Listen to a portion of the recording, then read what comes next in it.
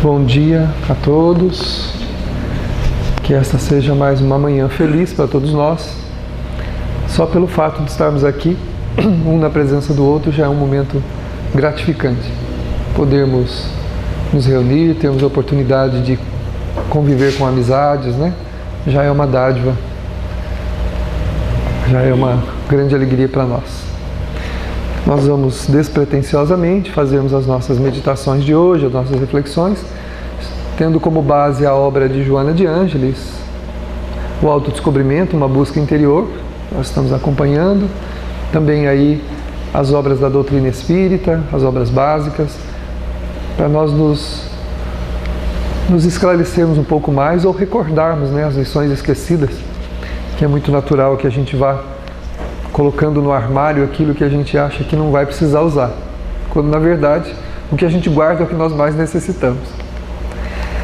E esse trabalho tem o nome de O Espírito em Foco, que na verdade são as potencialidades do Espírito que precisam de luz. Então nós temos que focar a luz nas necessidades da alma, para que com o esclarecimento e também com a meditação consigamos entender um pouco mais da gente mesmo, né?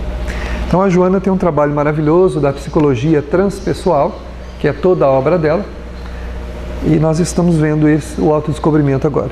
Nós vamos passar para um item novo hoje, né, chamado Força Criadora.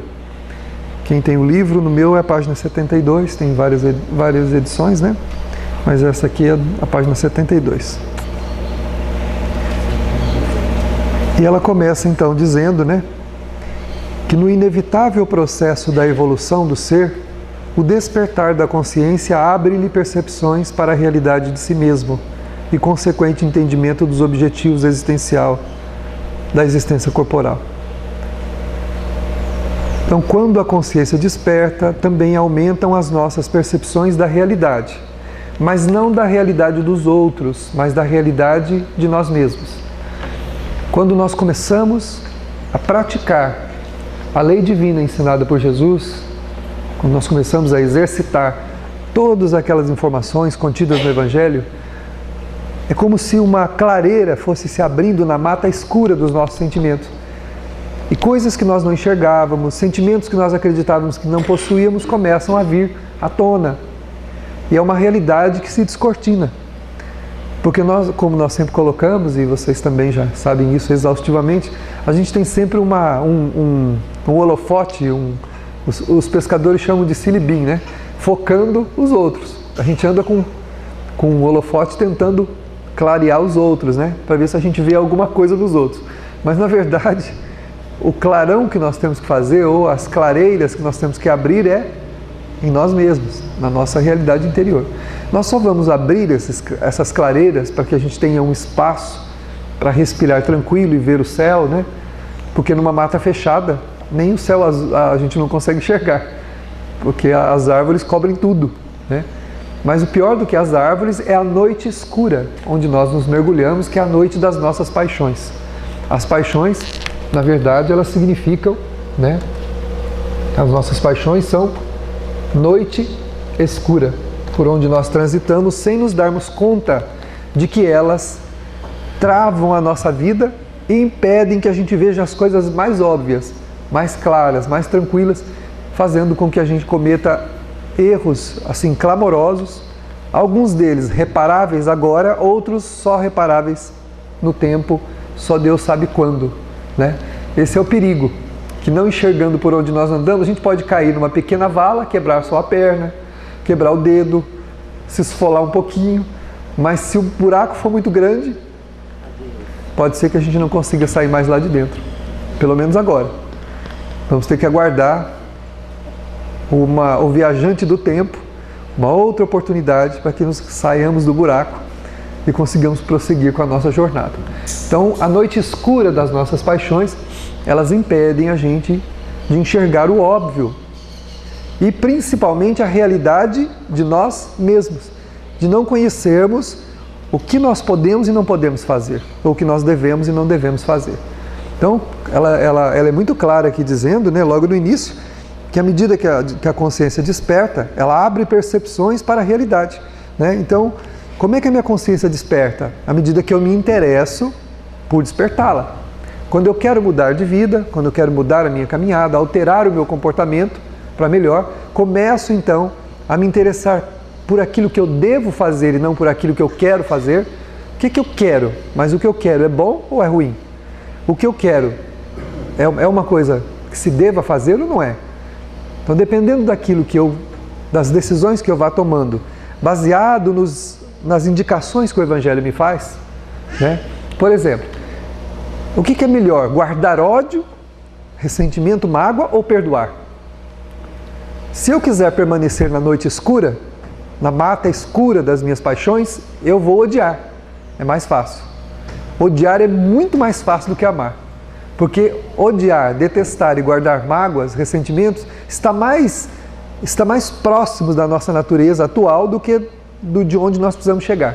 Que é a natureza ideal, que é a natureza proposta por Jesus, onde nós temos que chegar. Então é muito mais fácil detestar, odiar, ressentir, magoar, não querer saber, afastar a pessoa de nós, afastar aquela situação. Tudo isso é muito mais fácil. Por quê? Porque está mais próximo de quem somos e muito mais distante de quem nós precisamos ser, né? Então, essa mágoa, esse ódio, esse ressentimento, o que ele faz? É uma noite escura das nossas paixões, impedindo que nós vejamos claro. Só que nós, à medida que a gente passa a tomar essa decisão de não perdoar, de não compreender, de não tolerar, de não ter paciência, toda a nossa vida fica comprometida. Tem efeitos colaterais graves que vão para todas as áreas da nossa vida. A nossa razão não funciona bem, nossos pensamentos não têm um trânsito saudável, eles são sempre nos campos do pessimismo, sempre nos campos do conformismo e sempre vendo a realidade de tudo distorcida. Porque o ódio, a mágoa e o ressentimento, estou falando de um item só, ele tem um efeito terrível de distorcer a realidade. Como se nós olhássemos para uma TV, para uma imagem projetada, e essa imagem tivesse toda difusa, né? Toda chamuscada, toda chiando, né? E a gente não conseguisse ver claro direito. Tem alguma coisa na blusa daquela pessoa, mas o que será que é aquilo? A gente não consegue ver definida. Esse é o efeito colateral de um sentimento, que é o ódio, ou a mágoa, ou o ressentimento, né? Qualquer coisa nesse sentido. Mas é mais fácil fazer isso. É mais fácil odiar, mais fácil detestar, é mais fácil não querer saber. É muito mais fácil, porque isso está muito mais próximo da nossa natureza atual. E longe da natureza ideal, que é a natureza que um dia nós iremos ter, que é essa natureza que nós queremos ser. Quando nós nos propomos viver a carta magna da humanidade, a carta magna, a carta de Deus que Jesus trouxe, que é o perdão nesse sentido, aí sim, aí nós fazemos luz na noite escura. Aí nós iluminamos o que a paixão obscurece. Nós fazemos luz e a gente vai ver, depois de passado aquele frisson inicial da ofensa, ou do ato que a pessoa fez contra nós, passado aqueles momentos iniciais, dado algum tempo, a gente vai perceber que foi muito melhor não ter guardado mágoa e ressentimento nem ódio. Foi muito melhor. E muitas dessas situações se resolvem até sozinho. A pessoa que nos magoou, nos feriu, se arrepende, nos procura, quer reconciliação. E se houve de nós uma atitude intempestiva, deprimente no sentido da reação contra a pessoa, pode ser que nós percamos a oportunidade de, nessa vida, reconquistar uma alma que a gente vem tentando reconquistar há muitas vidas. Há espíritos que nos causam estranheza hoje, que são grandes débitos do ontem, que vêm no nosso caminho para a gente poder se reaproximar, se reabilitar diante dele, né, reconquistando-o outra vez. E a gente não aceita, né? Por que a gente implica tanto, né, com alguém? Parece que tem alguém que mexe com a gente, né? A gente fica implicado, não tem jeito. Não importa se a pessoa virar uma estátua, a gente ainda vai implicar com ela. Vai falar assim, mas por que ela não está virada para lá? Por que ela tem que ficar virada para cá? Né? Se olhar para a gente, então, aí o bicho pega. Então, são espíritos que a gente traz dramas homéricos, né? Dramas muito grandes para serem equacionados. Mas como o outro não é importante, o importante somos nós, no sentido da transformação, a Joana fala, então, que a evolução, o despertar da consciência, traz percepções da realidade em si mesmo. Então, as clareiras que se abrem é em nós, à medida que quando nós começamos a considerar que é muito melhor atender os ensinamentos de Jesus do que praticar o que nós queremos, fazer o que nós queremos, o que o nosso sentimento indica, que é muito melhor, né? A melhor maneira, por exemplo, de ajudar alguém é não se incomodar com a pessoa. É ao contrário. É exemplificarmos, diz Amélia Rodrigues numa mensagem dela, ela diz assim, Jesus, à sua fala, ele acrescentava o exemplo, os atos de amor e os atos de misericórdia. Olha só, Jesus não exigia nada de ninguém, por isso é que a sua mensagem ficou. Porque ele não foi um moralista, ele não foi um teólogo qualquer, um pensador que deixou um pensamento que era um pensamento, uma conclusão que ele havia tirado nos seus delírios e deixou para a humanidade seguir. Não foi isso. Ele deixou uma carta de Deus dizendo como o homem deve proceder para ser feliz e para evoluir. Agora, dentro dessa carta amorosa, ele, às suas palavras, diz Amélia Rodrigues, ele acrescentou o exemplo, ele exemplificou, e os atos de amor e de misericórdia. Então, à medida que nós clareamos o nosso sentimento com a compreensão, com o perdão, com a tolerância, com a paciência, com a caridade, com o amor ao próximo, no nível que mais extenso que nós pudermos entender, nós fazemos uma clareira tão grande dentro de nós que nós nos apaixonamos por ela, no bom sentido. Ficamos inebriados e esse bem faz tão bem que a gente não quer mais parar de fazer esse bem. E a gente acaba ajudando o outro por exemplificação. E se ele não for ajudado porque ele não quiser, e ele não quiser, o problema é dele. Diz também Amélia Rodrigues, em uma de suas obras, ela diz assim, não nos preocupemos com quem não quer mudar, porque Jesus também não se preocupou com eles. Ou seja, Jesus não concentrou os seus ensinamentos nos fariseus, nos doutores da lei, nos doutores do templo. Ele não concentrou a sua mensagem. Ele passou, deixou indicações para eles, né? Chamou um de hipócrita, falou que o outro tinha que dar a César o que era de César. Ele deu uns toques em cada um deles, mas ele não se importou com eles. Ele não parou para ficar obcecado. Eu tenho que mudar esse povo, eu tenho que mudar esse povo. Eu tenho que falar alguma coisa que esse povo vai... Eles não estavam prontos. Pode ser que a pessoa que você está querendo ajudar não esteja pronta para mudar. E aí a gente fala, mas você não muda nunca? Mas ele não tem, ele não tem que mudar. O problema, quem tem que mudar somos nós. Quantas vezes a gente fala para o outro, né? Mas não tem jeito, isso mesmo, tem a hora certa. A gente fala assim, mas você não vai mudar nunca? Ora, ele vai mudar quando ele achar que tem que mudar. Quem tem que mudar somos nós. Quem tem que ter luz para iluminar a própria caminhada somos nós. A gente não vai se iluminar com a luz dos outros. Se uma pessoa que hoje, com o perdão da palavra no sentido vulgar, é um demônio, e amanhã ele se transformar num anjo, nós vamos ficar muito felizes que ele se transformou num anjo. Só que isso não vai acrescentar nada em nós. Não vai mudar nada para nós. O mérito é dele. A luz é dele. A luz dele não vai iluminar o nosso caminho. A luz dele não vai. Por quê? Porque, exceto a luz do Cristo, que iluminou toda a humanidade, a luz de cada um de nós ilumina a nossa própria estrada. A nossa própria estrada. Agora, por isso é que nós devemos ter essa pretensão de iluminar o outro, né? Aí ela fala aqui que quando a nossa consciência desperta, ela amplia a percepção da realidade em si mesmo, no ser, em nós mesmos, não é no outro. Né? A gente passa a se entender mais, a compreender mais, com aquele foco, né? Eu preciso amar, eu preciso perdoar, eu preciso compreender, eu preciso fazer. Eu me recordo de há muito tempo lá no Caminho da Esperança ainda, quando nós estávamos por lá, e ouvimos de uma benfeitora, através de uma irmã querida, de Joana de Benedita Fernandes, de uma amiga que estava reclamando das atividades da sopa, que o pessoal não assumia a tarefa como devia. Nós estávamos bem na portinhola que dava acesso para a cozinha, e havia um quadro na parede de Dona Benedita Fernandes, na cozinha lá. Nós estávamos parados na porta e a pessoa chegou para essa amiga e disse assim, eu não me conformo com uma coisa. Tem gente que não tem jeito, a pessoa não assume, não é responsável, não vem. A gente sobra tudo nas costas da gente, reclamando, né? Sobra tudo nos ombros da gente. A gente acaba aqui tendo que fazer, desdobrar. A a Ana, né, que é essa amiga que eu estou falando, agora acabei falando, ela abaixou a cabeça, colocou a mão assim no queixo e disse assim: que bom, minha filha, que sobra tudo nos seus ombros. Que bom. Porque se o outro não faz a parte dele, faça a tua e a parte dele também. E você terá crescido mais rapidamente do que programou. Porque você programou estar aqui na sopa, trabalhando, mas está só cumprindo o seu dever. Quando você fizer além do dever, aí os seus méritos estão sendo acrescentados. Porque muitos de nós assumimos tarefas na Terra que a gente acha que é um sacrifício muito grande, mas na verdade é só o cumprimento do nosso dever. Nós precisávamos daquela tarefa para ampliarmos a capacidade de sentir, para melhorarmos as nossas percepções que estão embrutecidas pelas paixões que nós nutrimos durante longo tempo.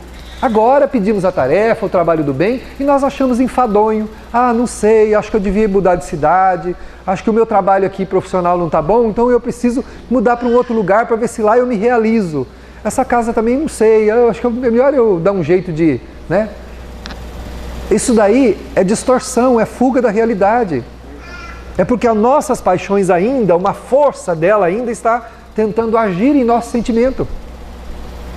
Aí disse a Ana para ela: fazendo o que você está cumprindo o seu dever. Quando você fizer a parte do outro também, aí você está entrando na lei do mérito. Porque cumprir o dever é dever, responsabilidade reencarnatória. Agora, fazer além do dever, aí nós ganhamos mérito. Como eu conheci, perto da minha casa, uma senhora que todo mundo criticava ela.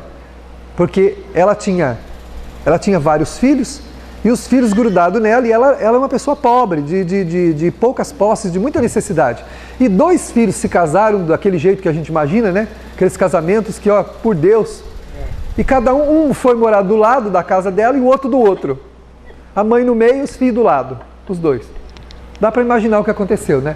Ela levantava 5 horas da manhã, limpava toda a casinha dela, fazia comida, fazia tudo que ela tinha que fazer e rapidamente ia para a casa de um, fazia todo o serviço e as coisas lá, ia para a casa do outro, fazia todo o serviço e as coisas lá e voltava para a casa dela, cuidar da vida dela. E todo mundo falava: a senhora é boba, onde já se viu? A senhora é empregada dos seus filhos. Ela fala assim: de jeito nenhum. Eu sei quem eles são. Eu sinto que eles não têm capacidade de entender o que eu entendo. Eu sou mãe e eu tenho que dar o exemplo. E de fato, ela já desencarnou e os 2 continuam morando lá ainda, no quarteirão seguinte lá da minha casa. E hoje eles têm família, têm filhos e eles cuidam da família, cuidam dos filhos. No caso dela, o exemplo dela frutificou. O amor que ela deu não foi em vão e nunca seria em vão. Porque mesmo que o outro não aproveite o que você está dando, você se beneficiou do que deu. Eu ouvi uma gravação da quarta-feira, acho que foi passada aqui da fluidoterapia, quando a espiritualidade contou a história da laranjeira na beira da estrada. Né? Da laranjeira, muito bonita a história. Que ela floresce, frutifica, dá frutos gostosos, saborosos, sem se importar se alguém vai colher ou não. Em gratidão à Mãe Natureza, ela realiza o seu ciclo e produz os frutos, sem se preocupar se alguém vai lá apanhar a laranja e vai dizer: nossa, que fruto gostoso, né? Que é o que a gente quer. Nossa, que bom que você fez isso, né? Muito obrigado, né? Oh, né? Que a gente quer, né? A gente quer isso, né? Quer que o outro, né, se debruce, se debulhe em gratidão aos nossos pés, porque a gente trocou o guardanapo que estava na pia lá e pôs um guardanapo novo. Eu faço tudo nessa casa e ninguém vê. Ninguém reconhece. Né? Quantas vezes a gente escuta isso? Eu faço tudo, aqui ninguém reconhece. Pois é. Que bom que ninguém reconhece. Porque está no Evangelho, né? Se alguma coisa que você tenha feito, ninguém reconheceu e houve a ingratidão, Deus viu e Deus vai reconhecer. E a sua consciência também. Porque a gente, em primeiro lugar, faz o quê? Aplaca os ditames da consciência quando fazemos o bem desinteressadamente. Por isso, disse Amélia Rodrigues, aos atos, Jesus juntou o exemplo, o amor e a misericórdia, que nós não temos dificuldade. Aquela mãe juntou aos atos dela de ser mãe, ao ato de ser mãe, que ela era mãe, ela juntou também o exemplo, fazendo o serviço dos 2, né? E a misericórdia. por amor e por misericórdia, porque ela tinha piedade dos filhos que não tinham condição de fazer o que eles tinham que fazer. Né? Aí a gente escuta as pessoas dizerem, mas você vai estragar o fulano fazendo isso para ele. Filho, ele já está estragado. Já está estragado. Ninguém estraga ninguém, não. Se ele fizer, já está estragado. Ninguém tem essa capacidade de estragar ninguém. Quem dera, né? Como diz o caipira, quem dera cesse, que a gente pudesse estragar os outros. Ninguém estraga ninguém, não, filho. Estraga, não. A pessoa é o que ela é. E o que tem que acontecer, né? Acontece, né? Exatamente. Né? Muito bem. É isso aí. Ela já está falando, viu, mãe, você vai ter que ir lá limpar a minha casa. Já tem uma filhinha aqui avisando a mãe que ela vai ter que limpar a casa dela. Pois é. Até lá você vai ter outro pensamento. Então, ou seja, né, ninguém estraga ninguém por amar, por fazer o bem, por tentar auxiliar. Não estraga. Né? O espírito já tem a sua própria índole, a sua viciação, a sua virtude. E ele dá vazão a isso. Agora, por exemplificar o bem, ninguém vai fazer o mal. Ninguém faz o mal exemplificando o bem. Né?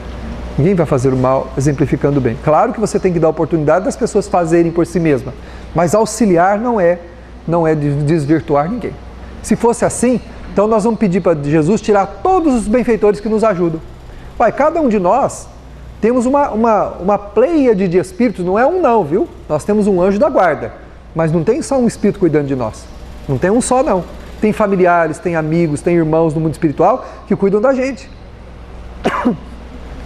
Então Deus vai fazer o seguinte, vai retirá-los todos, porque eles estão estragando a gente.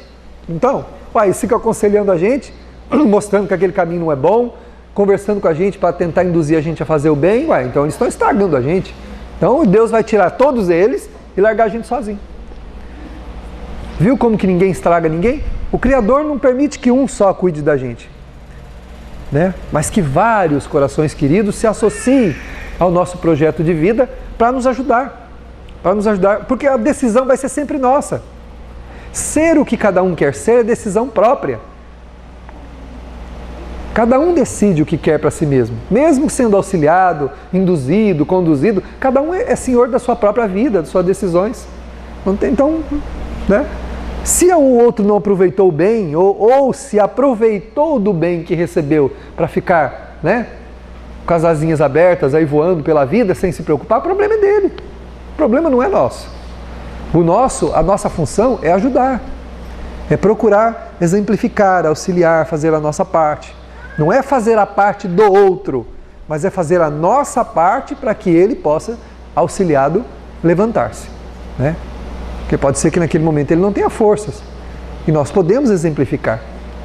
Mas ela coloca muito bem aqui, magistralmente, que o despertar da consciência, vivendo o que Jesus nos ensinou, abre percepções para a realidade em nós mesmos. Nós ficamos melhores, a nossa vida melhora, nosso foco melhora, nossa visão melhora. É como alguém que não enxergasse, fosse a um oftalmo e colocasse um óculos com o grau certo. E quando olhasse para uma tela, para uma pintura, para uma paisagem, falava, meu Deus, que coisa linda. Mas a paisagem sempre esteve ali. Quantas vezes a gente passou por ali, passou pelo quadro, né? Olhou para o quadro eram uns borrões assim. O que você acha desse quadro? É bonito, né? O que você está vendo aí? Sei lá, tem uns negócios assim, uns negócios lá. Aí bota o óculos, né? Com o grau certinho, né? Apropriado. Aí fala, meu Deus, que coisa linda. Eu não conhecia essas florzinhas aqui. Não conhecia aquela nuance. Olha essa nuance de tinta aqui, que beleza. Estava ali o tempo todo. Estava ali o tempo todo. Pior do que isso vai ser quando tivermos que reconhecer do outro lado que o ente querido que nós comprometemos a ajudar, em quem nós hoje justificamos a nossa ausência na vida dele, de forma a não estragá-lo, nós vamos descobrir que ele estava bem ali e fazia parte da nossa proposta de engrandecimento espiritual e também de colaboração no crescimento dele. Nós vamos olhar para ele e falar, meu Deus, ele estava bem ali. Por que eu me enchi de razões para não fazer nada?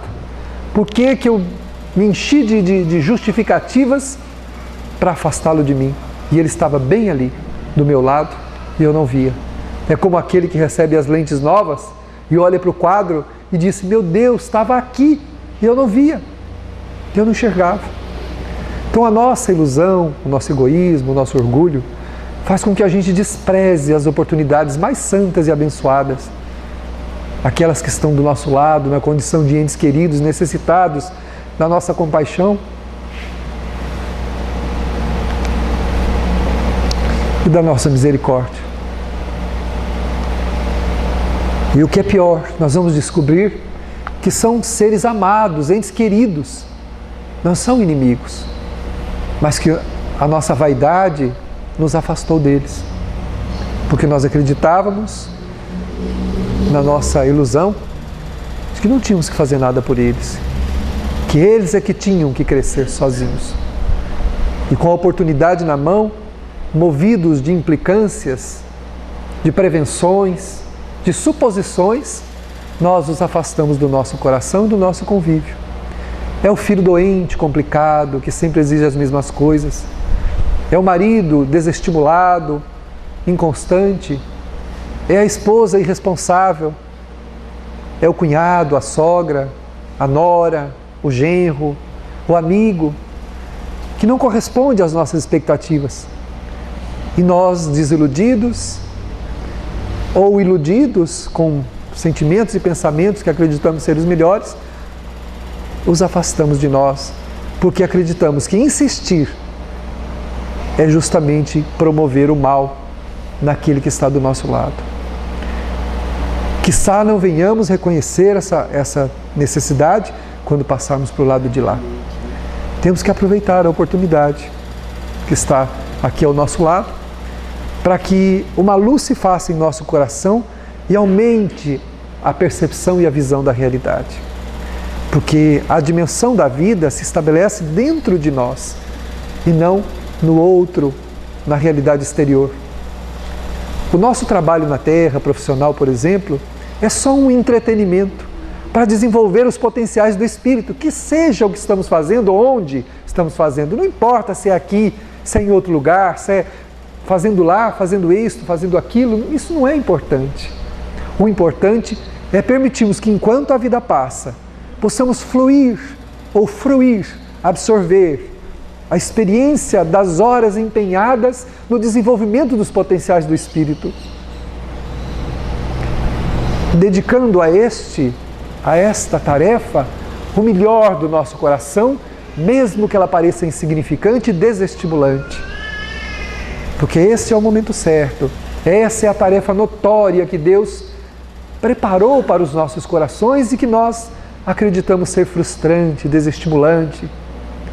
Esta é a hora de empenharmos nas nossas responsabilidades da família, do trabalho, da amizade, da religiosidade, empenhando as forças do coração com toda a nossa intensidade, porque através delas vamos retirar o substrato, retirar a parte mais sublime, que é o efeito benéfico, transformador, que vai modificar a nossa vida. É na singeleza que os grandes projetos da humanidade se levantam. Nós não encontramos nas mãos dos poderosos as tarefas mais importantes, mas nas mãos dos homens simples, que sem ter nada, deixaram um legado de amor à humanidade. Almas que nós temos que reverenciar como se fossem príncipes, imperadores, e na verdade foram homens simples, na figura de Chico Xavier, de Madre Teresa e de tantos outros corações anônimos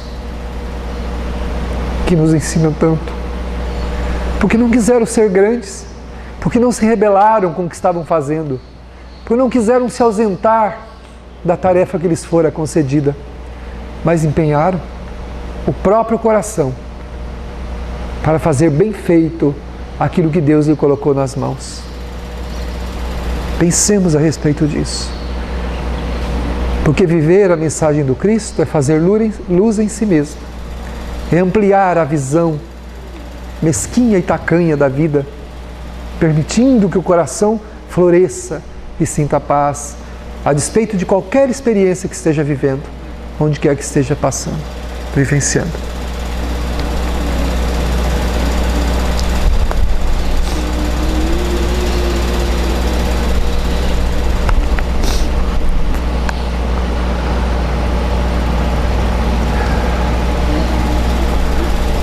A necessidade do autoconhecimento é para nós um grande desafio, que nós precisamos aceitar imediatamente, né? O autoconhecimento, ou seja, não olvidar realmente a possibilidade de olhar para dentro, de fazer uma análise constante da nossa vida, só que essa análise constante, ela não se dá só pensando. Não adianta a gente só parar para pensar e vigiar. Quando Jesus fala vigia, Ele não está dizendo só para a gente observar, mas Ele está pedindo para a gente sentir, perceber o sentimento, verificar como eu estou sentindo a vida. Como é que eu estou sentindo? Isso é autodescobrir-se. É a capacidade de sentir. Como eu sinto a vida que eu estou vivenciando? Como é que ela se reflete dentro de mim? Nas telas do meu sentimento? Como é que eu estou sendo impressionado pela vida? Como que isso está refletindo dentro de mim? Porque esse autoconhecimento, ele é um desafio muito grande. Porque geralmente a nossa percepção do autoconhecimento é só de tentar observar os atos que a gente faz, mas não é. Nós precisamos mudar a nossa capacidade de sentir, perceber no sentimento como nós estamos reagindo a tudo aquilo que a vida nos propõe. Pode falar, doutor. Eu acho que manifestação, estava meditando usando aquela metáfora desse primo,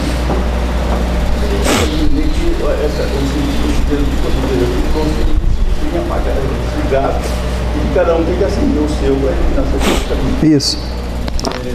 Mas na verdade tem que ser esse caminho que você abre o clarão e está transitando da gente, o seu interesse, você tem muito interesse. Como o seu papel em relação ao outro, claro, está tudo focado na gente mesmo. Precisa iluminar a minha própria consciência para que eu possa naturalmente fazer as coisas adequadamente para o meu próprio resultado ser favorável para mim.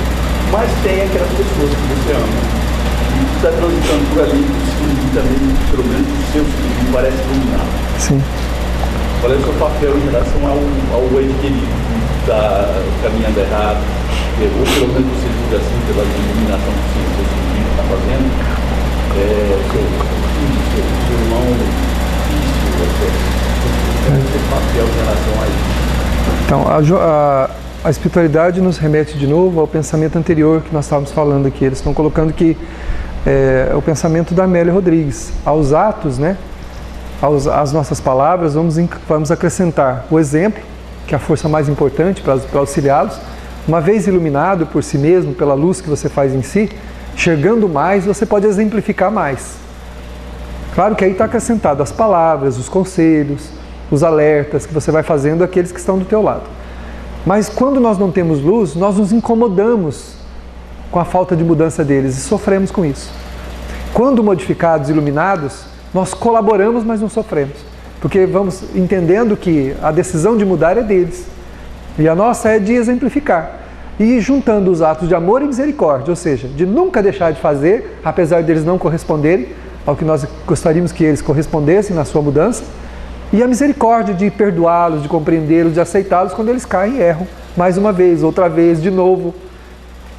Esse é o pensamento que os Espíritos indicam para essa sua colocação, que é juntar o exemplo, os atos de amor e de misericórdia a essa caminhada. Porque quando não temos luz, nós nos incomodamos e sofremos. Quando não há mudança, nós sofremos. Porque aí falta luz, aí nós começamos a nos sentir culpados, responsáveis, fracassados, e aí sofremos. Mas com luzes a gente vai entender que não é responsável pela mudança dele, só pela nossa mesma, mas que a gente pode fazer alguma coisa por ele, e vai fazer. Vai falar, vai exemplificar, vai dizer, vai aconselhar, mas também vai ter amor para continuar fazendo, apesar a despeito de qualquer reação que eles tenham e ação, e também misericórdia quando eles caírem, para a gente continuar amando eles mesmo assim e dando a oportunidade de recomeçarem sempre. que é o que Deus faz por nós constantemente. Você amar, né, nessa linha que você está falando, não te leva, né? Eles são lugares, não te leva a sofrer. Ou isso ainda é uma Sem luzes próprias leva a sofrer. Sem luzes próprias leva. É o desafio. Porque é difícil você ver uma pessoa que você ama, Sim. que você não sente nada. Né? Mas é o que ele vai falar. Nós vamos falar isso daqui a pouco, que o nosso amor ainda é um pouco de posse. O nosso amor ainda não é o amor pelo amor em si, né? Pelo desprendido de qualquer vinculação, inclusive de serem parte de nós, de pertencerem a nós. Nós ainda temos isso. Então é um pouco de amor posse. Por conta desse amor posse, a gente sofre. Então aquilo que é meu, eu não quero que se estrague nunca, que tenha qualquer avaria, mesmo no nosso objeto, nas nossas coisas. Quando você chega num móvel teu, alguma coisa que você gosta muito, que você foi lá, escolheu com todo, e alguém passa lá e limpando arranha, ou tira um pedacinho, uma lasca, quando você vai lá, você fala, ah, meu Deus, que pena. Então você sofre por aquilo que é seu, por aquilo que você empenhou todo o teu sentimento, todo o teu gosto, e agora está avariado. Então ainda é o amor posse. Mas é um amor muito próprio nosso ainda, é assim na Terra. Não tem problema. É que nós temos que ir ampliando isso cada vez mais, e ampliar essa percepção de não sofrermos quando os outros não mudam, é quando nós melhoramos o nosso sentimento. Nós vamos, aos poucos, através da caridade, da prática do bem, dessa carta de amor que Jesus deixou à humanidade, nós vamos melhorando a nossa autoestima, nosso alto valor, nosso alto respeito, nossa identidade como ser eterno em evolução, sem, com isso, perdermos qualquer coisa quando os outros não agem como nós gostaríamos que ele agisse. Então é esse amor posse ainda nosso que faz a gente mergulhar nessa fragilidade de sofrer quando o outro não corresponde. Mesmo que seja um filho, mesmo que seja uma mãe, um pai, uma esposa, um marido, é porque o amor ainda não é aquele amor, o amor do Cristo. Porque ele disse, né? Amai-vos uns aos outros, mas amai-vos como eu vos amei. É um amor que ainda para nós é uma proposta. Nós estamos a caminho desse amor, ainda não amamos assim. Não há diferença, né? Isso. A direção Compreendo, eu compreendo. Pode falar.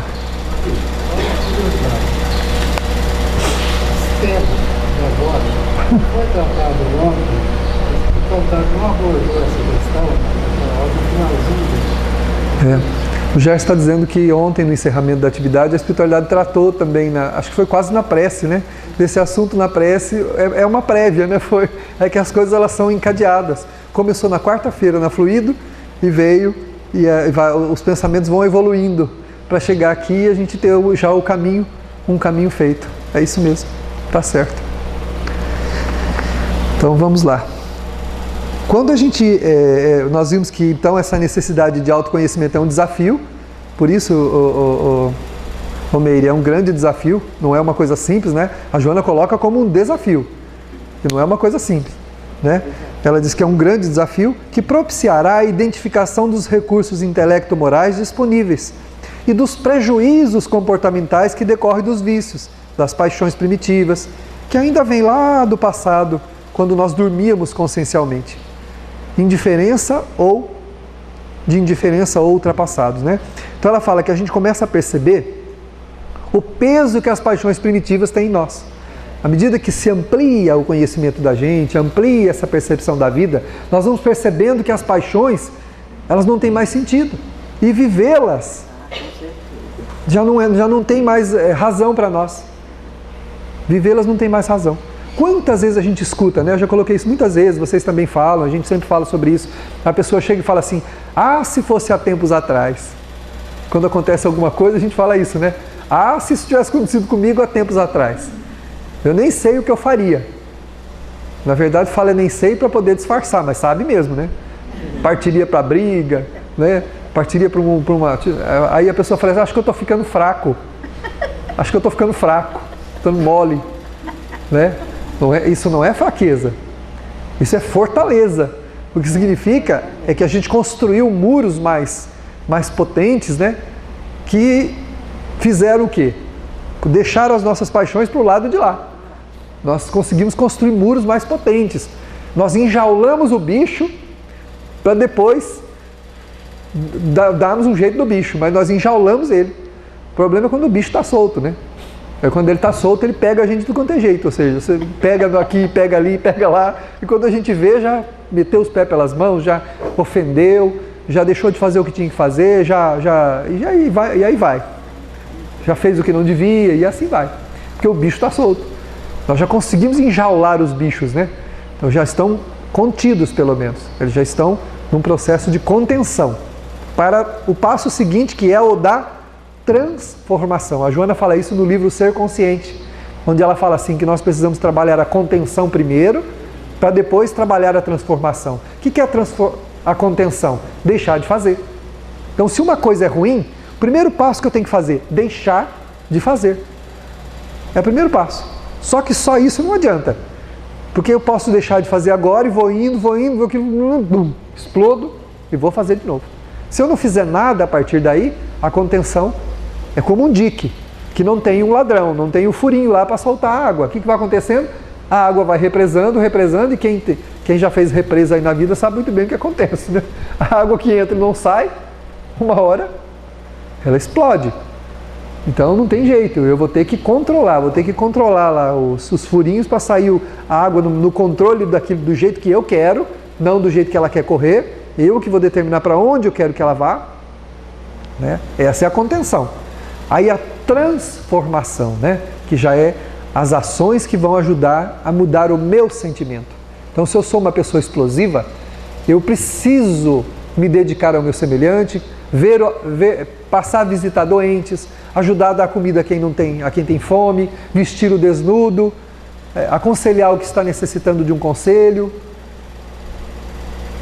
e assim por diante, para que eu consiga, através da fraqueza, da fragilidade, da dor do outro, medir, né, a minha ignorância, os meus sentimentos, que ainda que fazem com que o meu orgulho faz com que eu acredite que eu seja diferente e especial, e não possa ser constrangido, não possa ser contrariado. Aí eu vou dizer o seguinte, espera aí, é melhor eu ser ofendido e compreender, aceitar ou perdoar, ou estar numa cama por 15 anos sem poder sair, sendo tratado do jeito que os outros querem e não como eu quero? Recebendo a comida que alguém me dá, tomando banho na hora que a pessoa acha que deve, recebendo a visita na hora que a pessoa tem vontade de me visitar, conversando com quem se disponibiliza a conversar comigo, porque nem opção de sair para conversar com ninguém eu tenho. Então qual que é melhor? Aceitar uma ofensazinha e não ligar para isso, mudar o meu sentimento, ou estar constrangido numa situação dessa? Opa, eu estou muito bem, tenho que deixar de ser orgulhoso. Pronto. O que a prática do bem faz com a gente? Vai reavaliando os nossos valores, mudando a nossa visão da vida e das coisas. E a gente vai se tornando melhor, através do bem. Né? Se sozinho, preso, né, na nossa realidade, no nosso orgulho, na nossa vaidade, nós não vamos a lugar nenhum. Vai dando tudo certo que a gente assista. Exatamente. Né? Vai mudando as coisas, né? Ela está dizendo que as coisas, a Fátima está dizendo que as coisas vão mudando, vai dando tudo certo, que a gente até assusta. Mas é verdade. Né? O que é bom dá certo sempre. Mesmo quando não dá certo, dá certo. Ué. O que é bom dá certo mesmo quando não dá certo. De repente você fez uma coisa muito boa. Quando chegou no outro, não deu certo para ele. Ele não quis, desdenhou, ignorou, desprezou, foi ingrato. Mas deu certo porque você fez. Se fez, se beneficiou do que fez. Por isso que no livro O Amor, Imbatível Amor, a Joana diz assim, o amor é bom para quem ama, nem sempre para quem é amado. Mas sempre é bom para quem ama. Sempre. Nunca vai ser errado amar. Agora, ser amado nem sempre funciona. Porque a maioria da humanidade é amada por criaturas que amam até a exaustão. E nem por isso estão melhores. Sempre está faltando alguma coisa, sempre alguma coisa não está boa.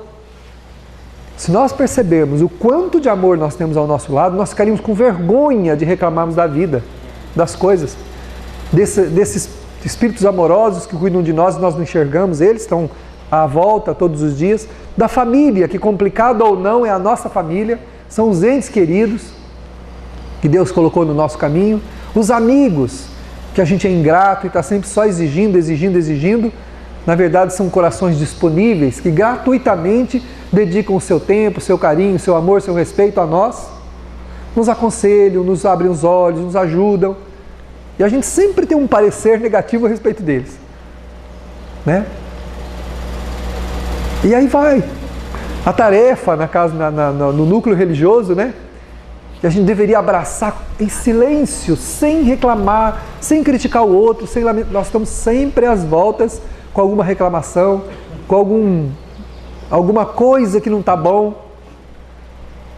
É óbvio que nós vamos encontrar pessoas complicadas em qualquer lugar. Por quê?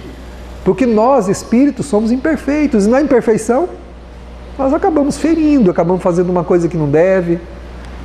O que não é importante. O importante é aproveitarmos a tarefa. Né?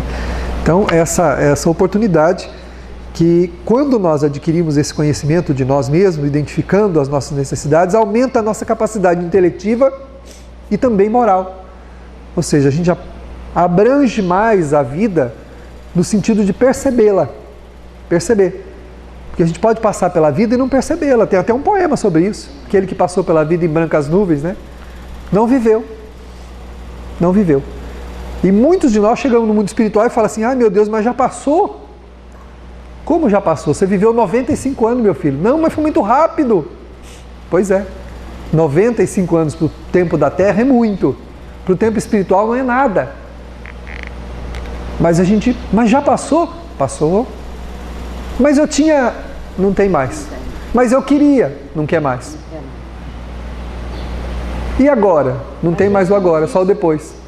Agora não tem mais o agora, só o depois. Né? Agora não dá mais. Mas eu não posso, nem que se você quisesse. Não tem mais jeito. Mas eu tinha que dizer uma coisa para Maria, não disse quando estava lá, vai dizer agora não tem mais jeito. Pode ser até que ela nem acredite, você vai procurar um médium fiel que vai dizer, a Maria mandou falar, ele vai olhar para o médium e vai falar, Maria coisa nenhuma. Maria não me falava essas coisas aqui, vai falar agora depois de morta? De viva, né? Que ninguém morre, né? Vai falar agora depois que está viva? Enquanto estava morta aqui do lado de cá, não falava nada, agora do lado de lá viva, ela vai falar para mim? Como um médium de psicografia disse isso para nós uma vez. Ele disse assim, que uma mãe, depois que recebeu uma carta, chegou para ele e disse assim, essa carta não é do meu filho. Ele falou, mas por que não é do seu filho? Ela deixou todo mundo sair, chegou lá para ele e falou assim, essa carta aí não é meu filho nunca. Por quê? Imagina que o meu filho falava de maneira doce desse jeito, mamãezinha. Ele não falava nada para mim. Nunca me chamou de nada. Aí falou. Aí o médium disse a ela, pois é, a sua avó está aqui, a sua vozinha está aqui falando que esse aí é o seu filho, sim. O problema é que a senhora não conhecia o seu filho. Tudo isso que ele está dizendo na carta, ele falava por aí para todo mundo e não tinha coragem de falar para a senhora, porque a senhora parecia um tigre dentro de casa, uma tigresa, um leão. A senhora era mal-humorada, brava, desequilibrada, nunca se aproximou dele, nunca deu um beijo, nunca cuidou dele, nunca fez nada. Ele a tinha como uma mamãezinha, mas a senhora que não tinha ele como filhinho. Só isso. É o seu filho, sim. O problema é que a senhora não conhecia o seu filho. Mas se a senhora não quiser a carta, me dá aqui que eu vou rasgar. E a senhora pode falar por aí que eu sou obsidiado, que eu sou mistificador, não tem problema nenhum. Pode falar à vontade. Aí ela falou assim, não, dá a carta aqui, eu vou levar para casa, vou meditar um pouquinho. Vou mostrar para o meu marido, né? Vou meditar um pouquinho. Olha a dificuldade de aceitar a realidade, uma coisa boa. O filho, quer dizer, imagina o choque de consciência quando ela ouviu na carta, mamãezinha, que ele sempre quis dizer para ela. Ele sempre quis dizer para ela, mamãe, eu te amo, mamãezinha, queria abraçá-la, beijá-la. Essa é a visão que ele tinha dela, mas ela não tinha essa visão dele porque nunca se preocupou com ele. Então a Maria morta, você vai acreditar depois aqui, que ela chega aqui, meu filho, não falou aqui, não vai falar do outro lado de jeito nenhum, não vai acreditar mesmo. Né? Então, precisamos pensar a respeito. É o que a benfeitora diz aqui, né? Para a gente ampliar essa percepção da gente mesmo, para aproveitar a vida e o trânsito conosco aqui, das pessoas estão ao nosso lado. Então a gente vai percebendo, né, o prejuízo que os comportamentos dos vícios e das paixões têm para nós. Então, como a gente vai melhorando a compreensão da vida, a gente vai percebendo que aquelas paixões que a gente está dando vazão, que elas estão fazendo muito mal para nós. E a gente começa a deixá-la. Né? Eu tenho um amigo, ele falou assim, que quando ele começou a deixar de beber, parou de jogar cartas, ele tinha hábitos assim, né? Ele tinha 20 e poucos anos, mas era uma pessoa de uma vida sem sentido nenhum. Ele trabalhava, depois saía com os amigos para beber e jogar cartas. A mãe dele mesmo falava, eu não sei que futuro vai ter o meu filho. Ele não se interessa por nada, não se preocupa com nada. Passado algum tempo, ele passou por um processo de depressão. Ele entrou num quadro depressivo e alguém trouxe ele aqui para casa. Quando ele veio para cá, ele começou a frequentar as atividades, começou a participar. Depois, hoje ele mudou para perto de São Paulo, ele dá aula perto de São Paulo. E ele se interessou pela doutrina espírita. E como é uma pessoa muito inteligente, ele foi percebendo através dos ensinamentos o peso que as paixões que ele nutria tinha para a vida dele. E ele começou a mudar. Um dia ele me disse assim, ô Davi, ó, meu filho, a coisa ficou meio estranha para mim. Falei, por quê? O que aconteceu? Eu parei de fazer os negócios, o povo está falando assim, virou crente? Mas por quê? Eu também sou crente, eu acredito em Deus. Todo mundo que acredita em Deus é crente. Falou assim, virou crente? É. Mas por quê? É porque eu não jogo mais. Eu resolvi deixar de fumar e beber. Eu quero uma outra vida para mim, porque eu já aprendi, eu percebi. Eu desconfiava que esse negócio não era bom. Mas lendo, estudando, eu percebi o peso que isso tem na minha vida espiritual. Eu não vou mais beber, eu não vou mais fumar, eu não vou mais jogar cartas. O que eu faço agora? Continua. Ué, não é bom? Se não está bom assim? Tá bom assim, está melhor. Eu me encontrei. Então continue encontrado, meu filho. Porque se você, né, continue encontrado, que é melhor do que antes que você se perca de novo, né? Agora, se os outros achou que você virou crente, budista, espírita, isso é problema deles. Isso não importa, né? O importante é o que você sente e o que você pensa. Né? Aí então o espírito passa então a perceber o valor negativo que as paixões têm sobre ele, que é o que ela coloca aqui muito magistralmente. A pessoa começa a ver que os comportamentos que decorrem de vícios e paixões primitivas, como eles são ruins, como eles fazem mal, né? Então a gente começa a entender que mudar é bom, pode ser, não é bom para os outros que observam a gente, porque se eles tinham a gente num determinado comportamento e como companhia, eles vão ficar muito bravos, porque eles vão querer que a gente continue lá com eles. Porque o que aconteceu?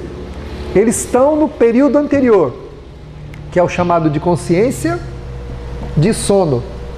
Você está no nível de consciência desperta, acordou.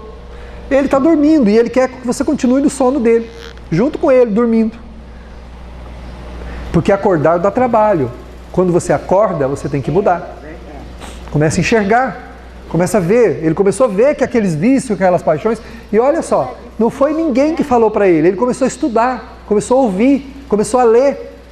E uma pessoa muito, muito racional, ele falou, peraí, então isso aqui tem implicações. Eu achava que um joguinho lá, cá, não tinha problema nenhum, mas eu estou percebendo as companhias espirituais de quem faz isso. Mesmo quem joga brincando, mas eu jogo por brincadeira. Hoje joga por brincadeira, e no passado jogava por dinheiro. Perdeu fortunas, destruiu famílias. E está fazendo o quê? Reforçando o hábito para não perder o jeito. Né? Reforçando o hábito para não perder o jeitão. Mantém lá o hábito. Na esperança de um dia voltar também a jogar do jeito que jogava. Né? Hoje não joga por dinheiro, porque não tem, né? Às vezes a pessoa trabalha e não tem dinheiro para jogar por dinheiro, então vamos jogar por brincadeira. Mas se pudesse, jogaria por dinheiro.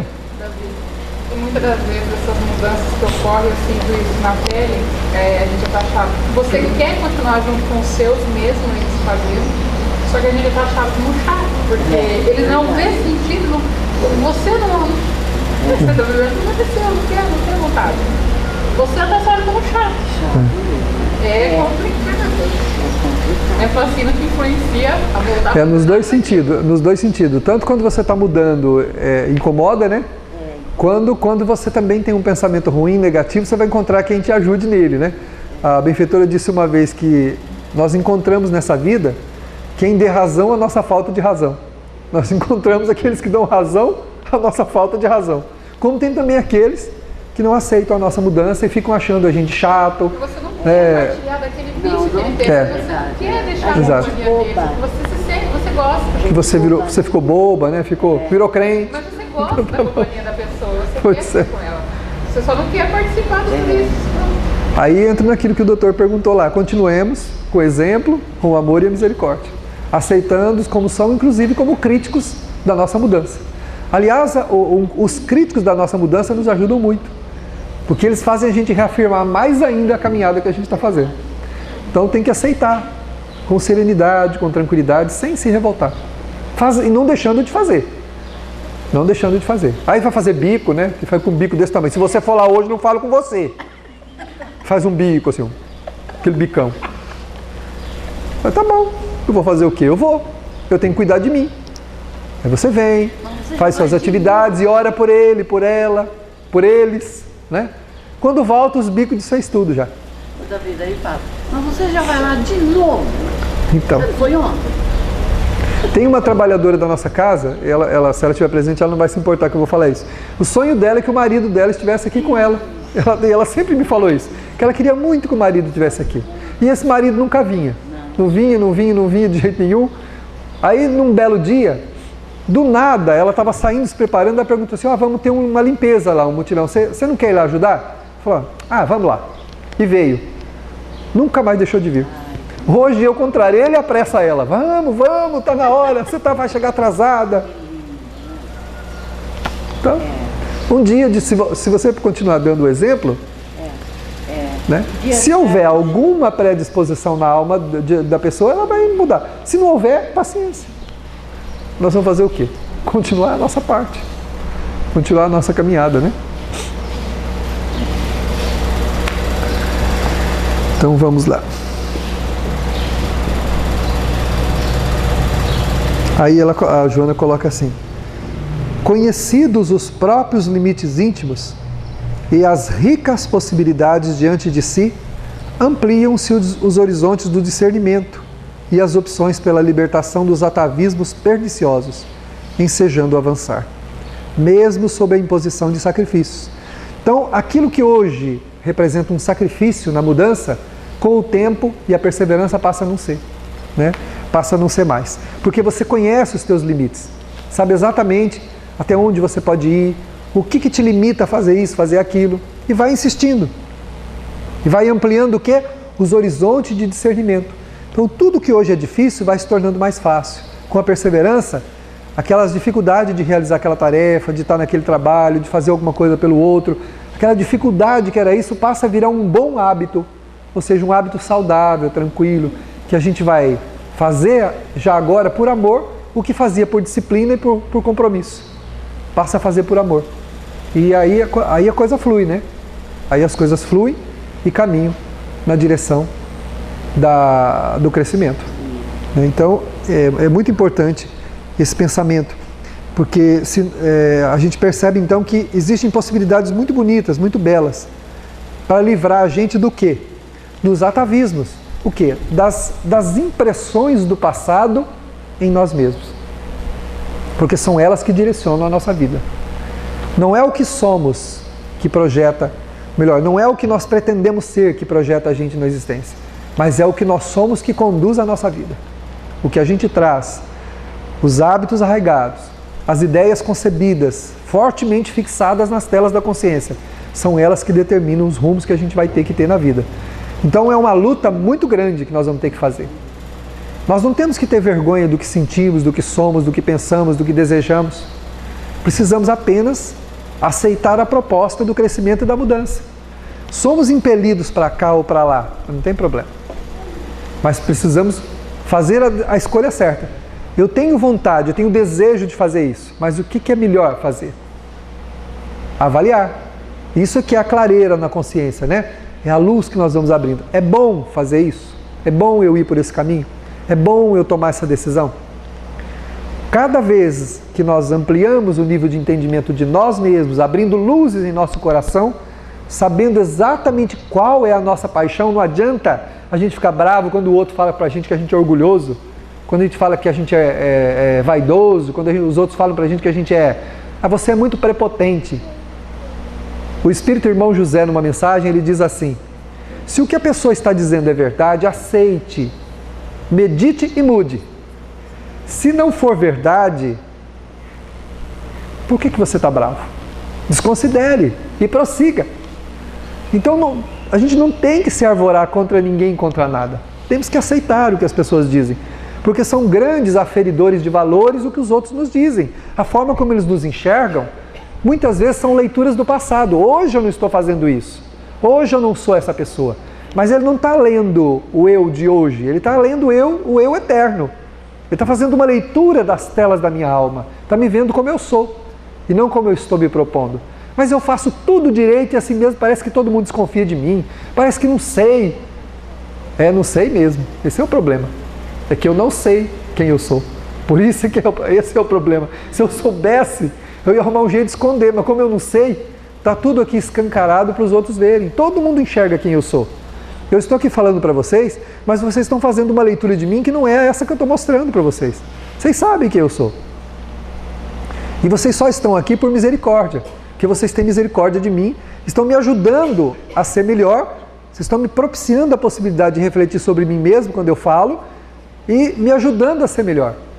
Porque senão vocês não me aceitariam aqui na frente. Se vocês pudessem ler a minha alma, vocês não iam me aceitar aqui. Porque eu não valho nada. Vocês não iam querer. Se olhar no tempo, eu não valho muita coisa. Se abrirmos as cortinas do tempo, vocês iam ver um ser que não teria moral nenhuma e nem autoridade para estar aqui falando para vocês. Nenhuma. Agora, a proposta minha atual é diferente do meu passado. Então, talvez seja isso que sensibilize as pessoas que vêm nos ouvir. Só se for isso. Por isso que, quando as pessoas nos criticam, a gente tem que aceitar a crítica com tranquilidade, sem se arvorar, sem deixar que o orgulho se levante, porque as pessoas têm razão. A pessoa tem razão quando ela critica a gente. Tem toda a razão. Ela não teria direito de criticar, porque nenhum de nós temos mérito algum para criticar ninguém, mas ela tem razão. Ela tem razão. Então deixa ela falar, aceite, né? Temos que aceitar. Uma coisa é aceitar, outra coisa é processar isso dentro do coração, levando para dentro essa opinião, se destruindo com a opinião dos outros, né? Aí é orgulho. É o que o irmão José diz. Se o que te falam é verdade, se você identificou mesmo em você isso, muda, aproveita. Aceita aquela crítica para mudar. Está lá no livro Vigiai e Orai. Ele fala, aceita e muda. Agora, se por acaso não for verdade, ou você não está identificando de jeito nenhum, já verificou, já analisou friamente, então esqueça. Prossegue. Você não depende da opinião dele para continuar vivenciando sua vida, para continuar caminhando. Né? Então as pessoas fazem leitura nossa. E nós temos que aprender a conviver com isso. Porque vai ser sempre assim. Né? Agora, a pessoa fala assim, mas então como é que as famílias se estabelecem se existe essa leitura, né? Se todo mundo lê o que todo mundo é, como é que a gente consegue casar? Como é que consegue viver em família? Aí é o tal do óculos cor-de-rosa. A vida, quando resolve unir os seres, coloca um óculos cor-de-rosa em cada um. E aí, os dois se encontram, meu príncipe é um sapo, minha princesa é uma sapa. Mas ele está vendo como um príncipe e como uma princesa. E aí casa, feliz da vida e o tempo passa. E aí o óculos cai de um lado, né? O óculos, uma perna solta e ele fica assim. A gente já começa a ver uns negócios que não via antes. Eu não sei, acho que eu estou vendo uma... né? E vai passando o tempo, cai a outra perna. Só que aí já passou 5, 10 anos. Fala, agora, já acostumei com você mesmo, fica aqui, vamos. E aí a gente vai. Aí a gente continua.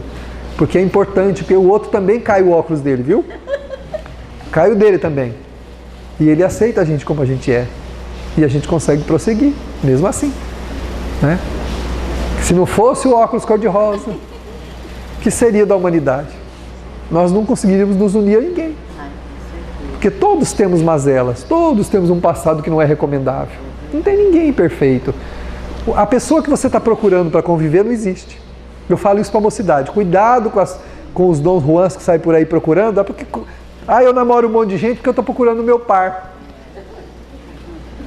Meu filho não tem par. O chinelo da vida é só pé contrário, não tem par. Não tem jeito. Você viu criança que põe o chinelinho com o pé trocado? Na relação afetiva, na humanidade, é só pé trocado, não tem par. par, chinelinho com o pé igual. Porque aquela pessoa que você está procurando não existe. Não tem. Né? Porque você está procurando a pessoa ideal. Mas a gente é a pessoa ideal para o outro também? Não é. Nós também não somos. Se eu não sou a pessoa ideal para alguém, como que eu posso procurar alguém ideal para conviver comigo? Eu só posso encontrar alguém igual a mim, que é o que geralmente acontece. Toda a Joana de Ângeles, ela diz no Amor Imbatível Amor, na Terra não há exceções. Todos padecemos pelas mesmas coisas. Estamos aqui em pé de igualdade, moralmente falando. Um pouquinho mais acima, o outro um pouquinho abaixo, e vamos lá. Em pé de igualdade. Sofremos pelas mesmas coisas, também está no Evangelho segundo o Espiritismo. Deus permitiu o sofrimento para todas as criaturas em níveis idênticos, iguais, para que ninguém possa pretextar superioridade, ignorância do bem e do mal. Para que a gente aprenda com o sofrimento e cresça junto. Porque o passado nos condena, não nos liberta. Então, todos somos iguais. Estamos o quê? Numa humanidade aprendendo, onde a afetividade é o grande tempero, né? O afeto é o grande tempero que dá sabor às nossas vidas. Mas é um tempero que nós cultivamos nas terras do próprio coração. O tempero cuja qualidade atende aos ditames do nosso paladar, nós não encontramos nas terras do coração alheio. Mas como é bom colocarmos um tempero especial produzido pela nossa dedicação, pelo nosso esforço, para temperar o coração do outro, recebendo os temperos alheios para dar sabor ao nosso próprio coração. Asseverou Jesus, sois o sal da terra. Nós precisamos adquirir sabor para que a terra do nosso próprio coração seja prazerosa, seja produtiva e ali possamos semear para que os outros corações possam ali colher. Quanto mais farta a colheita íntima, mais ditoso se torna o seu produtor. Quando um homem semeia nas suas terras e elas produzem abundantemente, os celeiros se enchem e os recursos amoedados aumentam e a pessoa se vê confortavelmente instalada na vida. Nós também precisamos semear no coração a bondade, a tolerância, a misericórdia, o perdão, o amor incondicional, para termos farta colheita e de valores amoedados, de esperança, possamos encher os nossos celeiros, porque não há mais nada nesta vida, não há nada mais triste do que prosseguir sem esperança, sem paz. E as moedas da colheita traz-nos a paz e a esperança. Quanto mais oferecemos aos outros de nossas provisões, mais aumentam os nossos tesouros íntimos. O egoísmo é ferrugem nas engrenagens da alma. O orgulho é distorção da visão, que nos torna míopes, estrábicos, verificando as paisagens e as imagens de maneira distorcidas. A humildade são as lentes corretivas que nos dão verdadeira dimensão da realidade. Jesus são as lentes melhores.